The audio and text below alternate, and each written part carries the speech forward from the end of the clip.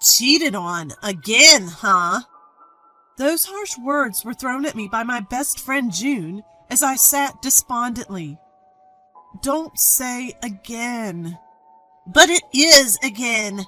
How many times now? You were cheated on the last time, and the time before that too, right? Indeed, I was the girl who kept getting cheated on by her boyfriend. Always I'd start dating because I was asked to, but in the end, I'd be cheated on and discarded. Perhaps it was my fickle nature, but if someone asked me to date them, I'd generally fall for them. So, getting cheated on was always incredibly painful. Why do I always get cheated on? Then June replied with a dumbfounded look. Well, you're so indifferent that it's no wonder you're cheated on. When I'm dating, I'm all excited, but I don't want people to know that or to show that I like the person I'm dating, so I always end up acting detached. You know, if you don't do something about it, your life will be nothing but work, right? At her words, I held my head in my hands. My name is Melissa. I'm a 29-year-old office worker. Yes, 29 years old.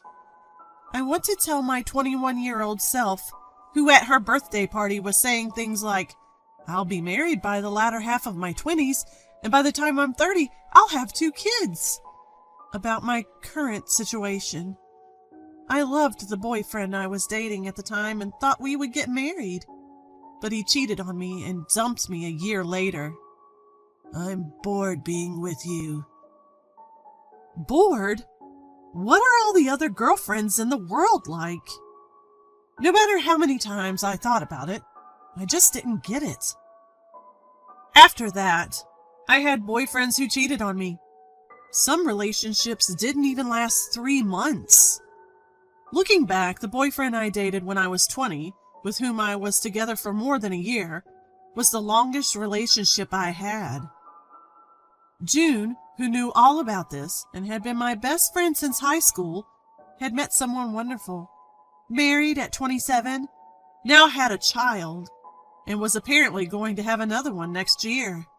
The life I had imagined was June's. During this time, my coworkers were excitedly planning a blind date. A blind date, huh? I wondered if it was possible to find a good match in such a situation. Well, most of my colleagues were around the same age as me, so I understood their urgency, comrades. Then, one of them called out to me, Hey, Melissa, you should come too. I don't want to go on a blind date. But you just broke up with your boyfriend, right? She hit me where it hurts.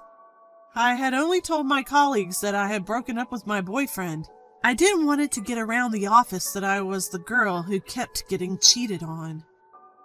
With that thought, I unusually decided to participate in the blind date. Nevertheless, I didn't feel particularly enthusiastic. On the day of the blind date, I was dressed as usual, wearing my regular makeup, while the others in the group had put on nicer clothes and had done their makeup perfectly. So this is what a blind date is all about. I watched the scene as if it was someone else's business. The blind date was a stylish restaurant. When we arrived, 5 men were already seated. After ordering drinks and toasting, another man walked in. He was oddly disheveled, wearing a crumpled shirt and black-rimmed glasses. To put it kindly, he didn't seem suited for a blind date. Well, I'm not one to talk. After a while, a man approached me. I've fallen for you, Melissa. Let's exchange contact info. No matter how you looked at him, he seemed like a casual guy. As I hesitated, thinking that this was a bit too much, the man sat down next to me and tried to forcefully take my phone. Hey, could you please stop? I had to try to gently decline, but my words came out more stern than I had intended. Everyone was absorbed in their own conversations, paying no attention to me. Then suddenly, a man grabbed my arm. "Don't push it. They won't like it." It was the man in the crumpled shirt who had arrived late. His name, apparently, was Ricky. I thanked him, and he pushed up his glasses, shook his head, and without a word, sat across from me. He had a hard-to-read demeanor. As the party started to wind down, people who had paired off started to leave, and those going to the after-party also left. In the end, it was just Ricky and me. We ended up walking together to the subway station, mostly in silence. Ricky seemed to be a quiet person. When I asked him where his stop was, it turned out to be the station next to mine. What a coincidence! Ricky pushed his glasses up and offered to walk me home, but his expression was so neutral that I could tell he was just being polite. I declined and got off the subway before him. The next day, my coworkers were excitedly discussing the previous night. "Melissa, what happened with you and Mr. Crumpled Shirt?" Mr. Crumpled Shirt. Because his shirt was crumpled. Oh, Ricky. I inwardly rolled my eyes. Nothing happened. We were going in the same direction, so we just walked together. Well, with that outfit, it's no surprise, a coworker chimed in. But I didn't particularly care. About a week later, while stopping by a bookstore to buy some comics on my way home from work, I ran into Ricky. Huh? We looked at each other.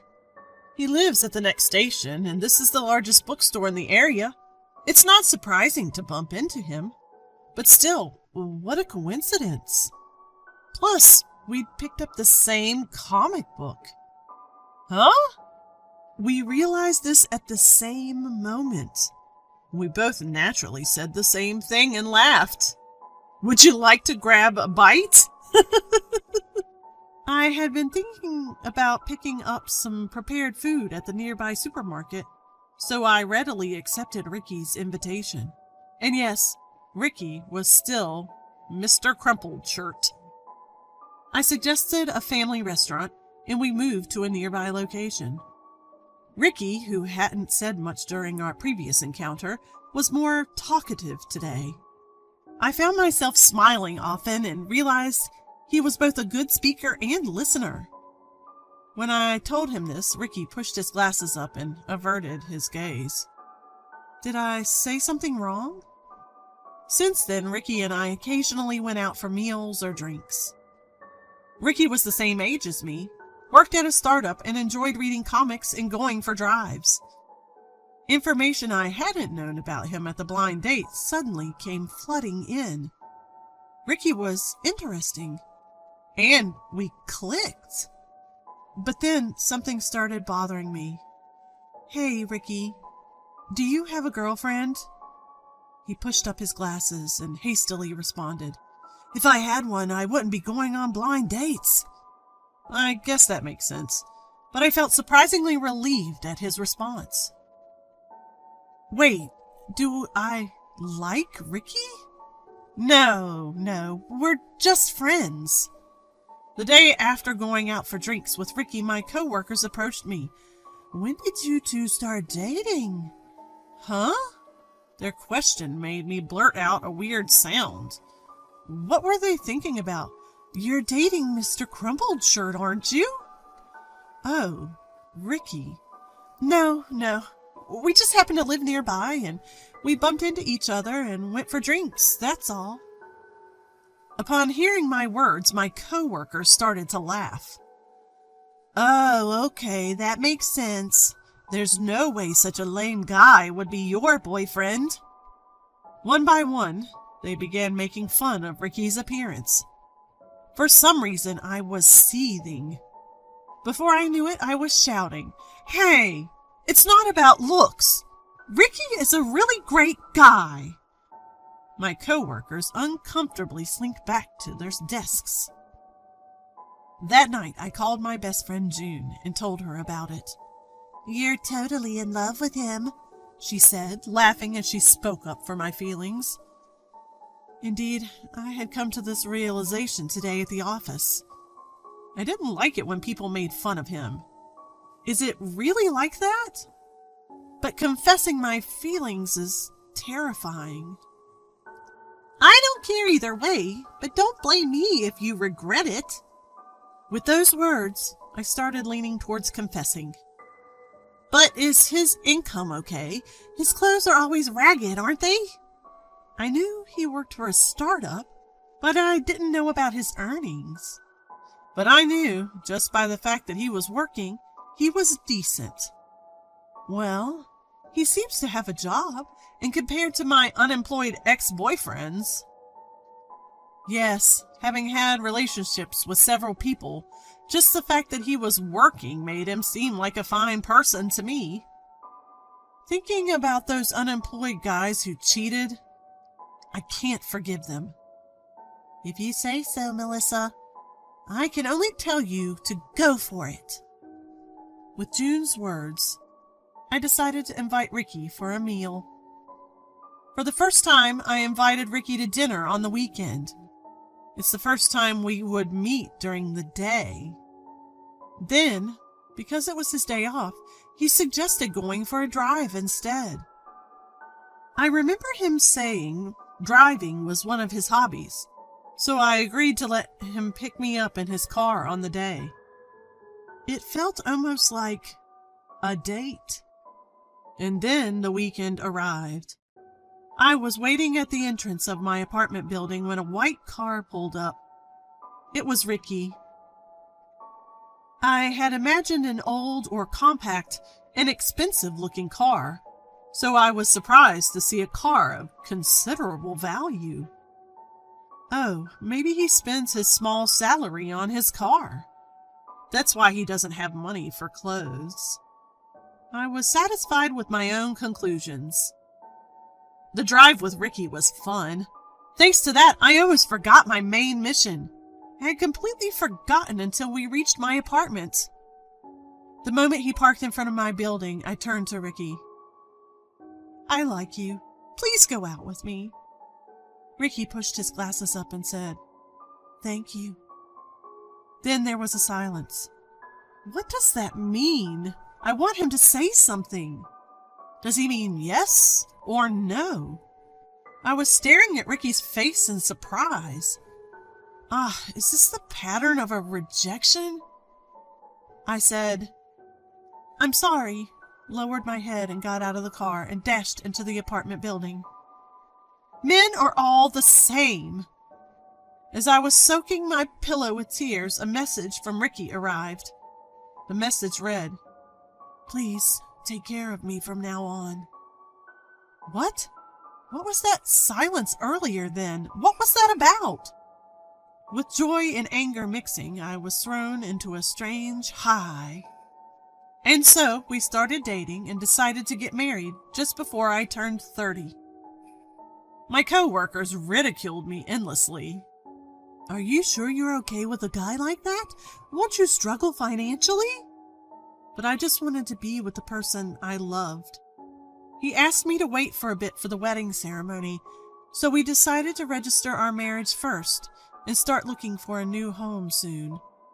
I want a child, and to prepare for that, I'm thinking we need to save money to some degree.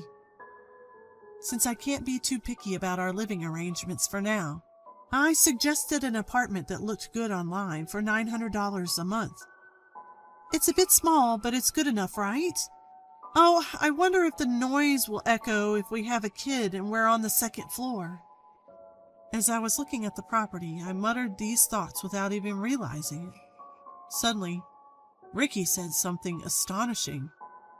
Should we just buy a house then? What? What on earth was he talking about? I didn't earn that much, did I? My mind raced through all the possibilities. Could it be some marriage scam, or was he planning to trick me into taking out a loan? No surprise my mind jumped there, given my history of being cheated on. But then Ricky said, You think I'm poor, don't you, Melissa? You must assume I don't have any money since I spent it all on my car. His statement hit the nail on the head. But it didn't matter. I wanted to marry him. Overwhelmed by my feelings, I blurted out, "That's fine, I'll work. That's all we need, right? So let's buy a house." At this, Ricky burst into laughter, leaving me puzzled. I was utterly perplexed by the situation. "Hey, just so you know, I'm the CEO." Time froze for me in that moment. Seconds later, I found myself shouting in surprise, a sound so loud that I wanted to cover my own ears. "But your clothes, your belongings, they don't look expensive at all." "I used to wear branded stuff, but I was surrounded by people attracted by my wealth. I don't like those who expect me to lavish them with money. And when they realize I won't, they turn on me. That's why I dress like this. Besides, I honestly lack a sense of fashion." Finally, I understood Ricky's perspective. "So don't worry about anything. Will you marry me?" Ricky pushed up his glasses as he asked this. I would later find out that this was his habit when he felt shy. A few months later, we had our wedding. The only reason we waited to have the wedding was because Ricky's grandmother was in the hospital with an injury, and he wanted to wait until she was discharged. I laughed at my own assumption of marriage fraud. There was none of that. My co-workers, upon learning of Ricky's true identity, were envious. "If I knew he was like this, I would have gone for him." "Right? You'd never think that someone dressed so unfashionably would be a CEO." "Melissa, you played your cards right." I wasn't sure if they were envious or mocking, but I put my foot down. I would have married him even if he were poor. It's about the person inside, not the money. Perhaps because of the comfort of being loved, I was able to respond with a bright smile. By the way, at our wedding, Ricky took off his usual black-rimmed glasses. He was astonishingly handsome, reminiscent of a movie star. He apparently wore the glasses because he didn't want to be told that he looked like that actor. June came to the wedding and congratulated us. Now I'm living just as Ricky suggested. I bought a house and continue to work. Ricky's fashion sense is a work in progress, but his attractive face and good physique make even inexpensive clothes look good on him. Lately, he swapped his black-rimmed glasses for contact lenses or rimless glasses, and seems to be paying more attention to fashion. Although I've been cheated on in all my past relationships, I feel secure this time, because I truly love him. We naturally dote on and support each other. Let's build a happy family with Ricky. Forever.